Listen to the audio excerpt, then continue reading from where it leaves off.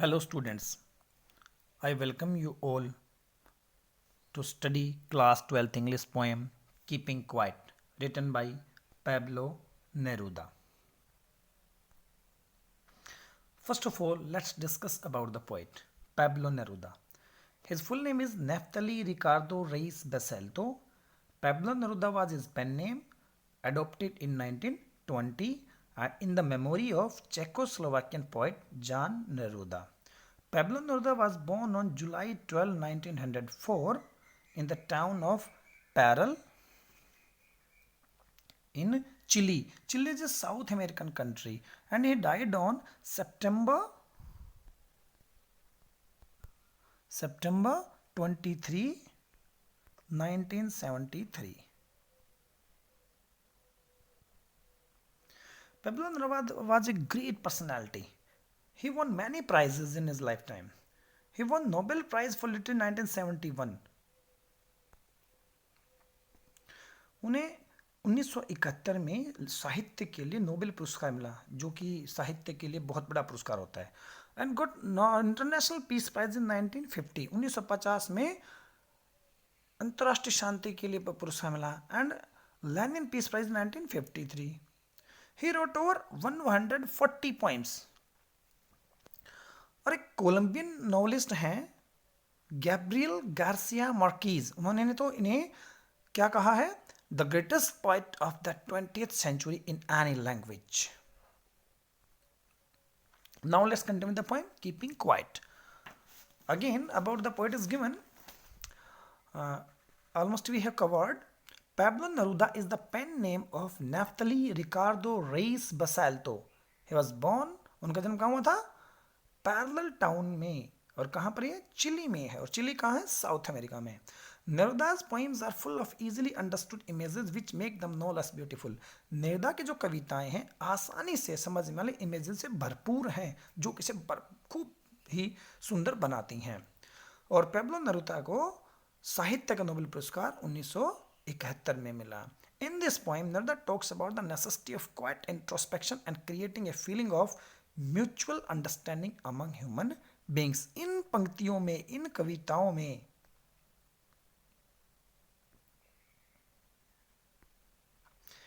कविताओं में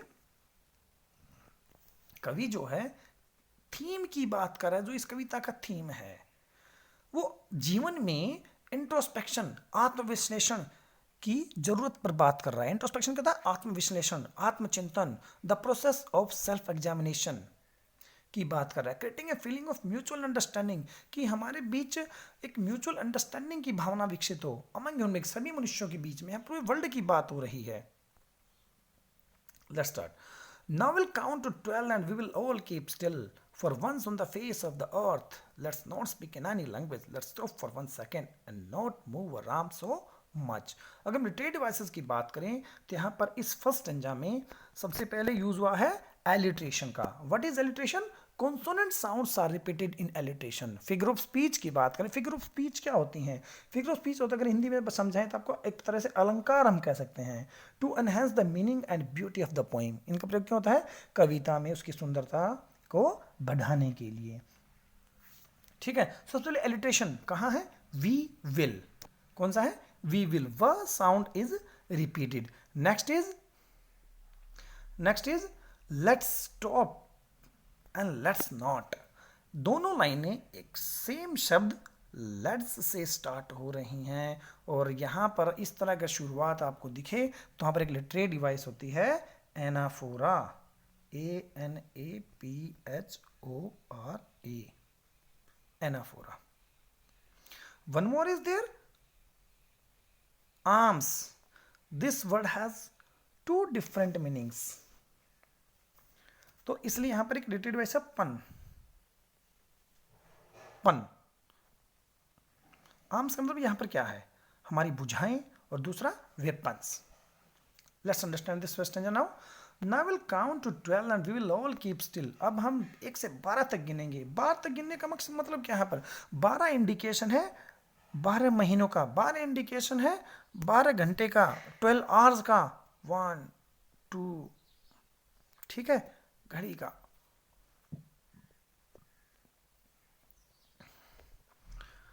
for once on the face of the earth let's not speak any language, कि हम एक से बात करेंगे सभी चुप रहेंगे, और पूरी पृथ्वी पर, पूरे संसार में हम किसी भी भाषा में किसी से भी आइए हम बात नहीं करेंगे। लेट्स स्टॉप फॉर 1 सेकेंड, आइए एक क्षण के लिए चुप हो जाते हैं, and not move arms so much, और अपनी भुजाओं को, अपने वेपन्स को और अधिक नहीं यूज करेंगे। It would be an exotic moment without rush, without engines, we would all be together in a sudden strangeness. Fishermen in the cold sea would not harm whales, and the man gathering salt would look at his hurt hands. फिर से literary devices की यहाँ पर बात की जाए तो literary devices कौन से हैं यहाँ पर, देखिए एलिट्रेशन फिर से यूज यहाँ पर आप देखिए, वी वुड फिर से वह sound is repeated, hot hands, हर sound is repeated, okay, and sudden strangeness, so sound is repeated, and as a so alliteration is there, and one more is there, imagery, cold sea, imagery is there.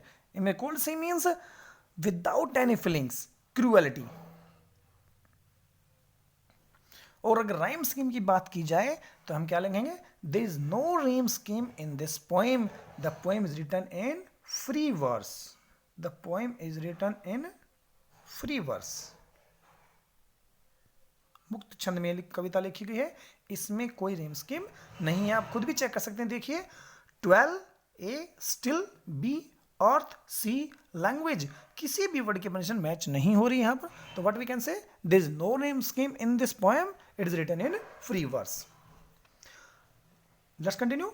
It would be an exotic moment, ये एक शानदार पल होगा, without rush, without engine, बिना किसी शोर शराबे के, बिना किसी मशीनरी के शोर के, बिना किसी इंजन के या मशीनों के, we would all be together, हम सब यूनाइटेड होंगे, टुगेदर होंगे, एक साथ होंगे, इन ए सडन स्ट्रेंजनेस, इस अजीब पन में, एक अचानक से मिली शांति में हम सभी एक साथ होंगे। अगर ये इस समय की बात करें तो लॉकडाउन हमारे इंडिया में अभी चल रहा है, तो अब आप देखेंगे हर जगह शांति हो, हम सभी एक साथ हैं और अपना आत्म विश्लेषण कर रहे हैं। Fishermen in the cold sea would not harm whales, जो समुद्र में फिशरमैन हैं वो व्हेल्स को नुकसान नहीं पहुंचाएंगे। और फिशरमैन यहाँ पर जैसे कि हमने पहले ही बात की थी, इमेजरी की बात हम कर रहे थे, फिशरमैन यहाँ पर एक सिंबल है, it is the symbol of all kinds of hunters. और ये काम क्या करते हैं, they have been exploiting nature and our mother earth for their selfish motives और टू रन देयर फैमिली। और केवल अपनी फैमिली का रन करने से भी सीमित नहीं हो जाते हैं, वो अपनी लालच में हमारी मदर अर्थ को ज़्यादा नुकसान पहुंचा रहे हैं। तो यहाँ पर हम एग्जाम्पल बहुत सारे ले सकते हैं। फिशरमैन कवि ने यहाँ पर एक एग्जाम्पल लिया है, and the man gathering salt would look at his hurt hands, और जो मनुष्य जो है जो साल्ट इकट्ठा कर रहा है वो अपने हर्ट हैंड्स को, घायल हाथों को देखेगा। So these are the examples. It what does it create in the last line? It creates one of the incessant sufferings, जो लास्ट में would look at his hurt hands, यहाँ पर ये लगातार निरंतर मिलने वाले कष्टों की ओर इनको शो करता हुआ, क्रिएट करता हुआ प्रतीत होता है। ये इमेज हमारी, ये एक इमेज है यहाँ पर जो हमारे इंसेसेंट सफरिंग को क्रिएट करते हुए प्रतीत हो रही है। क्यों? क्योंकि द मैन, व्यक्ति जो साल्ट इकट्ठा करता है वो अपने हर्ट पाम्स को देखा, क्यों? Because they are more busy making life more comfortable, क्योंकि वो अपने जीवन को कंफर्टेबल बनाने के लिए काम करने में बिजी हैं।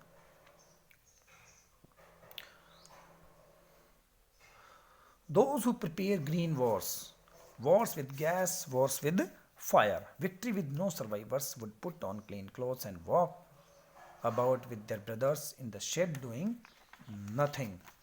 What I want should not be confused with total inactivity. Life is what it is about. I want no truck with death. अगर यहाँ पर हम लिटरेरी डिवाइसेस की बात करें तो सबसे पहले यहाँ पर यूज है रिपीटिशन। देखिए, Wars Wars and Wars. Repetition use हुई है यहाँ पर, REPETITION, रिपीटेशन। यहाँ पर एक शब्द एक लाइन में बार बार रिपीट हो रहा है, देखिए, वॉर्स एंड वॉर्स, तो यहाँ पर रिपीटेशन हुआ है। और इमेजरी एंड सिंबल्स की अगर हम बात करें, यहाँ पर इमेजेस और सिंबल्स कवि ने बहुत सारे यूज किया, अलग अलग सिंबल्स और इमेजेस कवि यहाँ पर लेता है किसी चीज़ को रिप्रेजेंट करने के लिए। और जैसे कि आप यहाँ पर देख सकते हैं, वॉर्स का सिंबल है, ब्रदर्स लिए हैं, और साथ में फिशरमैन का सिंबल हम पहले देख चुके हैं। Those who prepare green wars, those यहाँ पर कौन है? Who are those in these lines? Who are those? Those are politicians, scientist, statesman, and they prepare green wars, wars with gas, wars with fires. Wars with gas means chemical wars, nuclear war. वो chemical war, nuclear war की ओर बढ़ रहे हैं। वो तो victory with no survivors, यदि वो जीत भी जाते हैं तो उनकी विक्ट्री का क्या उचित रह जाएगा? अगर कोई सर्वाइवर ही नहीं होगा, कोई जिंदा ही नहीं बचेगा, जिसका कोई अस्तित्व ही नहीं होगा, तो उस विजय का क्या अर्थ रह जाएगा? Would put on clean clothes, वो साफ सुथरे कपड़े पहनेंगे। This is the simple meaning, साफ सुथरे कपड़े पहनेंगे। ये एक सिंबल भी है क्लीन क्लॉथ्स, और यहाँ पर क्लीन क्लॉथ, साफ सुथरे कपड़े पहनेंगे, तो सिंपल मीनिंग है। And walk about with their brothers, और अपने भाइयों के साथ चलेंगे। कहाँ चलेंगे वो? In the shade doing nothing, बिना कुछ किए छाया में चलेंगे, तो सिंपल मीनिंग हो गया इसका। दूसरा मीनिंग क्या है? They adopt good thoughts with pure soul, वो अच्छे विचार अपनाएंगे, अपनी एक पवित्र आत्मा के साथ अपनाएंगे। And walk about with their brothers, अपने भाइयों के साथ चलेंगे। पूरे वर्ल्ड की यहाँ पर बात हो रही है। In the shade doing nothing, किसकी छाया में चलेंगे? क्वेश्चन पूछा, किसकी छाया में चलेंगे? वो पेड़ की छाया नहीं, in the shade of love, in the shade of love, peace and brotherhood, शांति, भाईचारे, प्रेम की वो छाया में चलेंगे। What I want should not be confused with total inactivity. Life is what it is about. अभी कहता है जो मैं कहना चाहता हूँ, what I want, जो मैं कहना चाहता हूँ, should not be confused. उसमें confuse आप न हो, muddled न हो, विचलित न हो, परेशान न हो, क्योंकि with total inactivity, मेरा मतलब यहाँ पर आपके बिल्कुल निकम्मेपन से तो बिल्कुल भी नहीं है। आप आइडलनेस हो, बिल्कुल आइडल होकर न बैठें। Life is what is about, जीवन जो है, जीवन है जो इसके जो है, जीवन है जो है, मतलब जीवन चलने का नाम है। I want no truck with death, यहाँ पर ट्रक का मीनिंग रिलेशन से है, कि मैं, मेरा रिलेशन यहाँ पर डेथ से बिल्कुल भी नहीं है।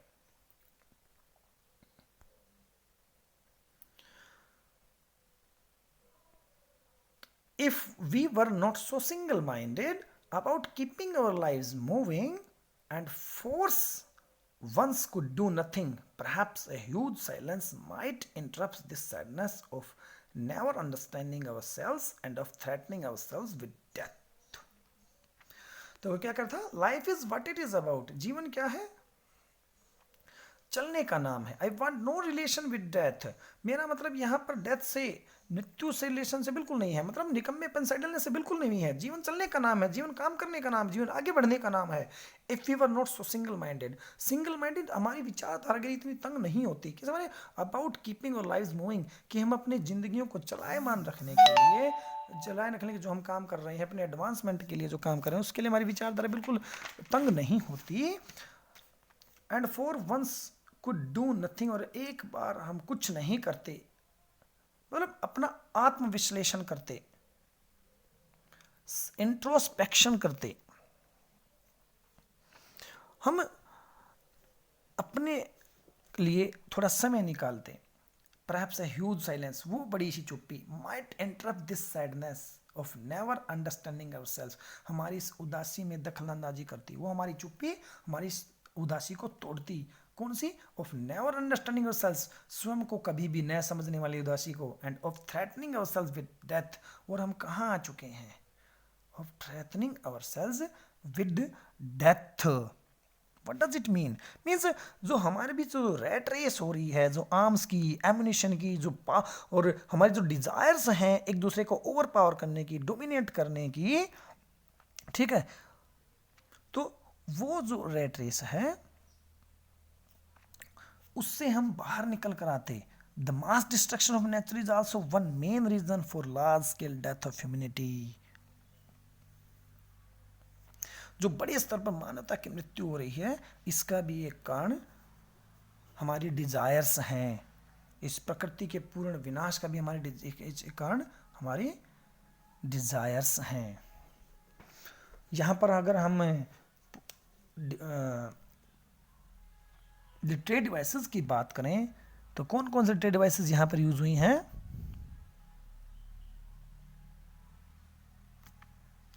एंजम्बमेंट, देखिए, and for once could do nothing perhaps a huge silence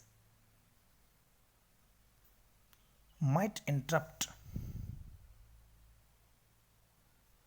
this sadness of never understanding ourselves and of threatening ourselves with death. Let's continue. Perhaps the earth can teach us, as when everything seems dead and later proves to be alive.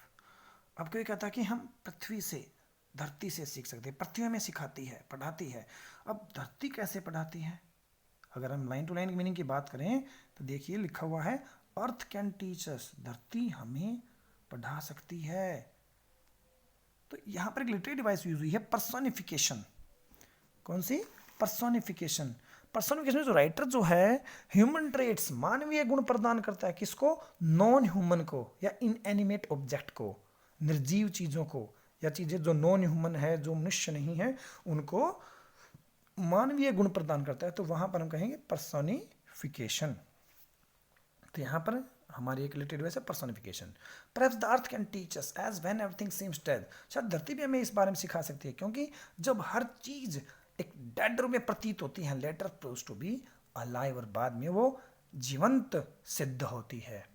तो आप अगर प्रकृति के 12 महीनों का विश्लेषण करेंगे तो आप देखेंगे कि वसंत ऋतु में पेड़ पौधों पत्ते आ जाते हैं, और एक ऋतु ऐसे भी होती है जिस समय सारे पत्ते झड़ जाते हैं, पतझड़ के मौसम में, और सारे पेड़ पौधे कुछ ऐसे दिखाते हैं कि बिल्कुल सब कुछ सूख चुका है। So I will count up to 12 and you will keep quiet and I'll go. I'll count up to 12. मैं 1 से 12 तक गिनूंगा and you keep quiet. और तुम चुप रहोगे and I'll go. और मैं चला जाऊंगा। मैं कहाँ चला जाऊंगा? क्वेश्चन है where I'll go. मैं कहाँ जाऊंगा? I will go to introspect. मैं भी इंट्रोस्पेक्शन के लिए जाऊंगा, अपने आत्मविश्लेषण के लिए जाऊंगा, इंट्रोस्पेक्शन करने के लिए जाऊंगा। कविता हमारी पोएम जहां से शुरू हुई थी वहीं पर खत्म हो गई। So I hope you got understand the poem. This is the end of the poem. अगर आपको कहीं भी कोई डाउट हो, कोई क्वेरीज हो, तो आप नीचे कमेंट बॉक्स में मुझे मेंशन कर सकते हैं। Please feel free to mention in the comment box and like, share and subscribe our channel. Thank you.